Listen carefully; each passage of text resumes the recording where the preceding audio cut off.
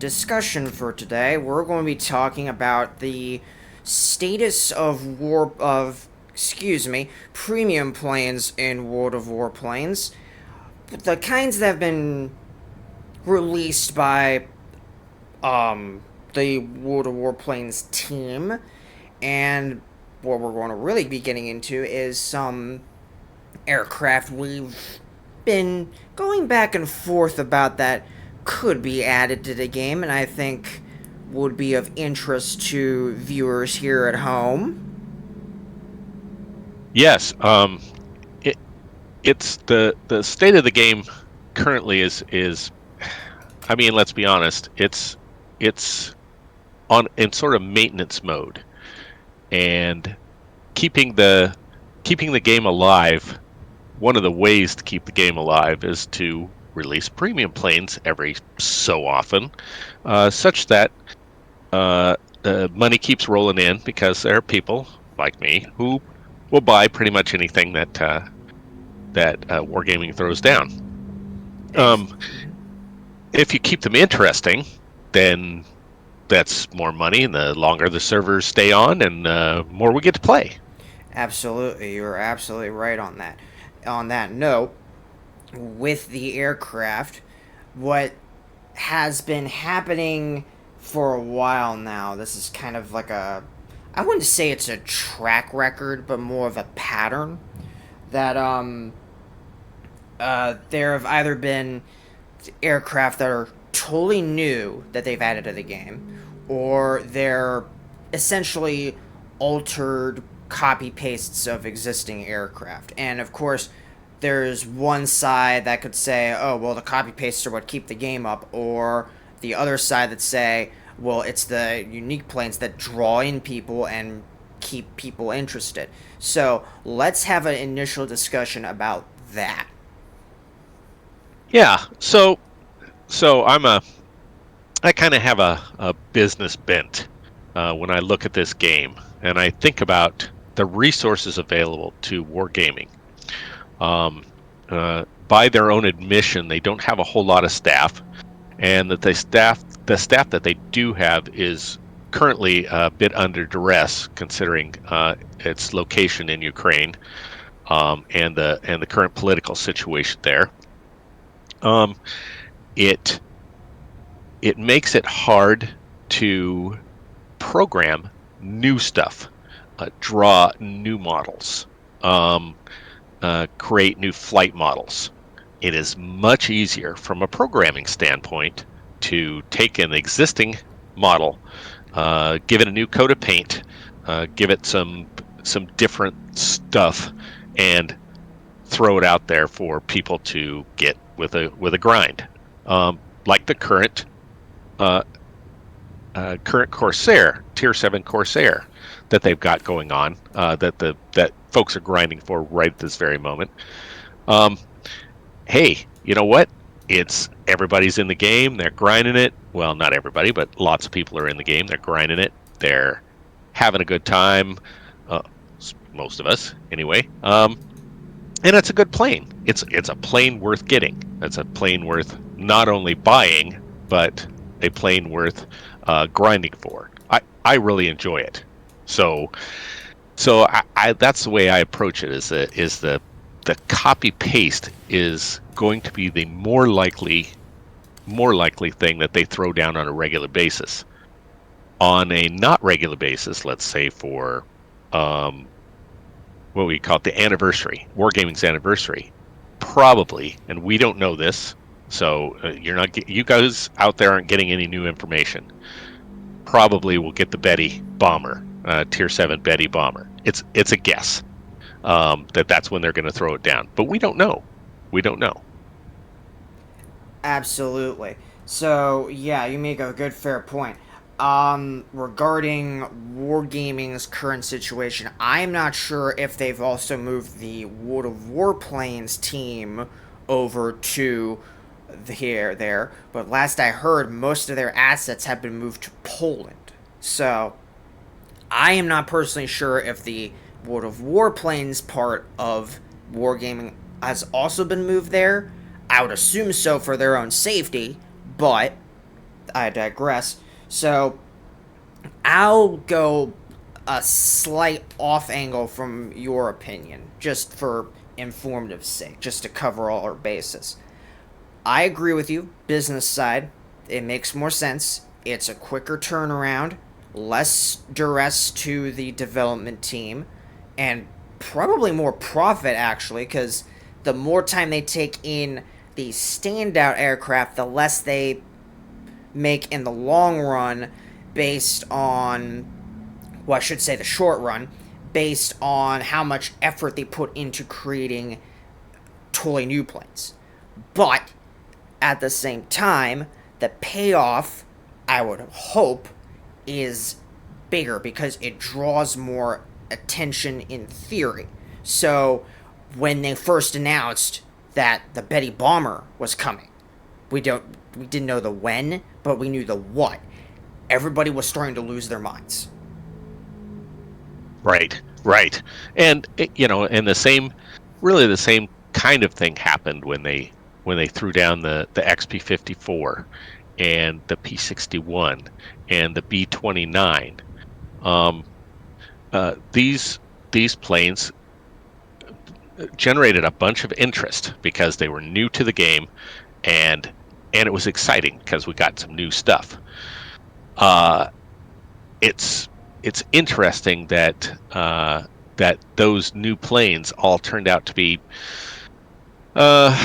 maybe a little bit of a evidence of some power creep in the game, and that's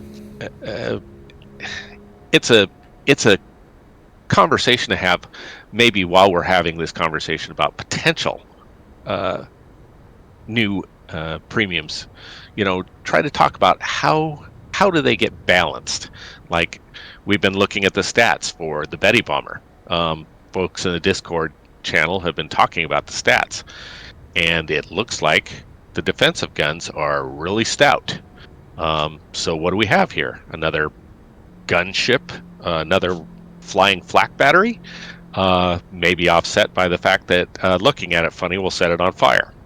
So it's a balance. It's a tightrope that they walk, and frankly, I don't know that anybody is going to be satisfied, that everybody's going to be satisfied every single time Wargaming brings something out. There's going to be something to complain about. I guarantee it. Oh yeah, absolutely. There's no avoiding that. But at the same time, what I also want to point out is that with these aircraft you mentioned, not only were they causing varying degrees of power creep when they were released. Sorry, I kind of slurred there. But it's also that they were, how do I put this? It's like somebody took a bowling ball and just dropped it in a bathtub full of water rather than like a little bar of soap, for instance. So Right. now Yeah. they have been, I'd say, excuse me, they've been getting better with introducing these premium airplanes. So we've had like you said, the XP-54, we've had the P-61, we've had the B-29. There's one other, I wouldn't really say it was a stinker, more like a earthquaker, the BF-109K6, which you have selected right now, of course. Right. But then they came around with the RE 2005, which was a little bit underpowered in a particular area, but then they turned around immediately and balanced it by giving it a small buff that it needed, and it's a very well balanced, well rounded plane. For an experienced pilot, it's a really good plane to fly. Yeah, I agree. It's and that's I have to applaud Wargaming's approach on that. Is they gave it to some folks early, some testers early, and the testers went out and played it and said, "Hey, you know what? It's kind of lacking here, and it makes it hard to play. So let's do something about that." And so they went and fixed it. before we all did they fix it before or after we all got it? I I can't remember. think I had it by the time they gave it the buff. So I think it Ah, was in the okay. middle of the event for it, or Right, like right, maybe like 2/3 of the way through it. But still, right. they managed to come around and give that fix for it. And I do applaud them for that, because that's, that was pretty quick moving, and giving it a nice buff and moving it along so that there's something there for the players. And it's like, oh man, they're not going to stick us with another, and then insert the disappointing premium here, right? That folks are going to be disappointed by a premium no matter what. Folks were fairly roundly disappointed by the Martin Baker MB5. They felt that it needed something more than what it was, and you never see people, well, hardly ever see people flying the MB5, because it's just not. It doesn't separate itself from the other planes, um, which is to your point. Your point is that, hey, let's have something new and different in the game, and this new and different plane might have a certain attraction that no other premium or tech tree plane has. Like, I have the BF 109 K6. It's it's a BF 109. It does BF 109 things, except the guns. The guns are, let's say, ME 262 guns. Minus the It's cannon. yeah, -1, but yeah, I mean, that's the feel of it. You got just a monster amount of firepower, and you just one pass all the things. Absolutely.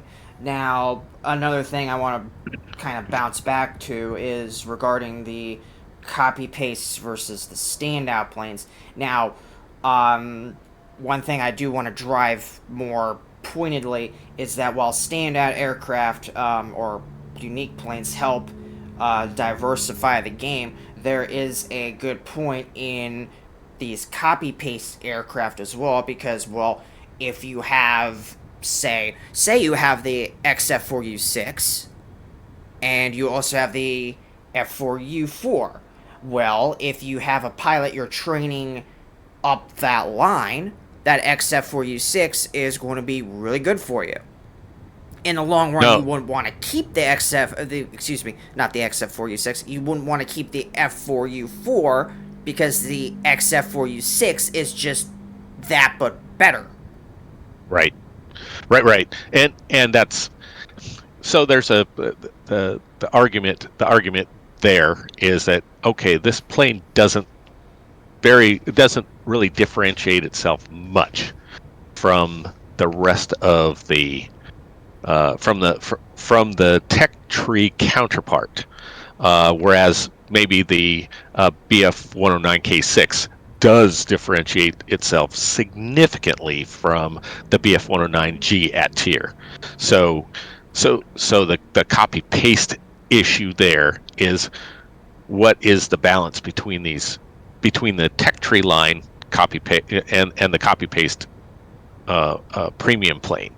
Um, Sort of like let's call them the British Mustangs at tier 6, where it's the P51A is the U.S. tech tree plane, and now you've got two British Mustangs. How different are they from that other Mustang, and what makes them more fun or less fun to play?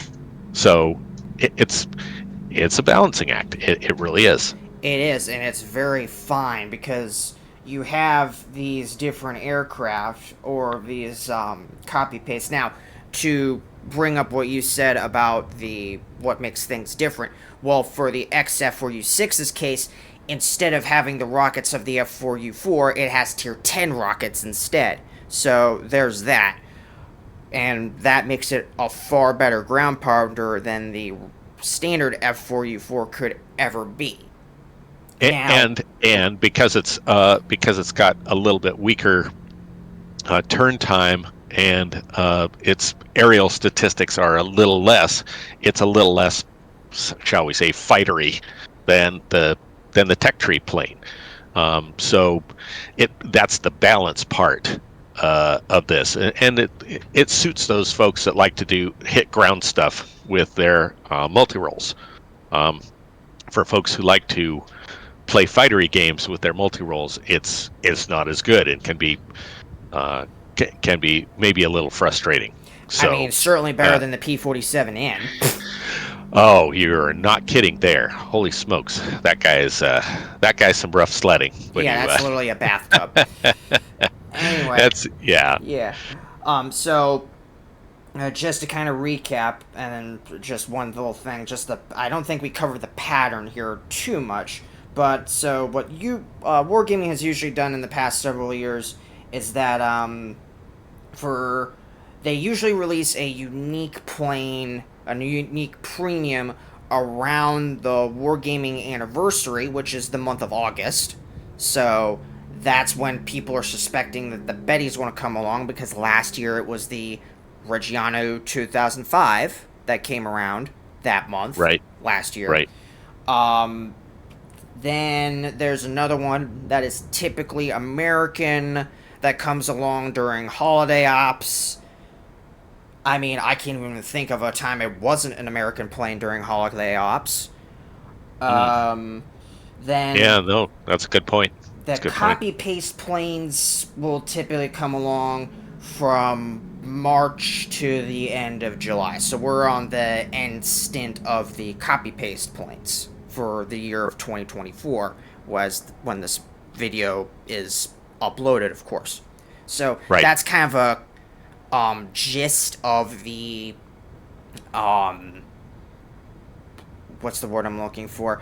The plan that um Wargaming seems to follow each year, and this has gone on for several years now. Right. Right. Right. And that's it makes sense because now we've got, they've got premium planes in the pipeline.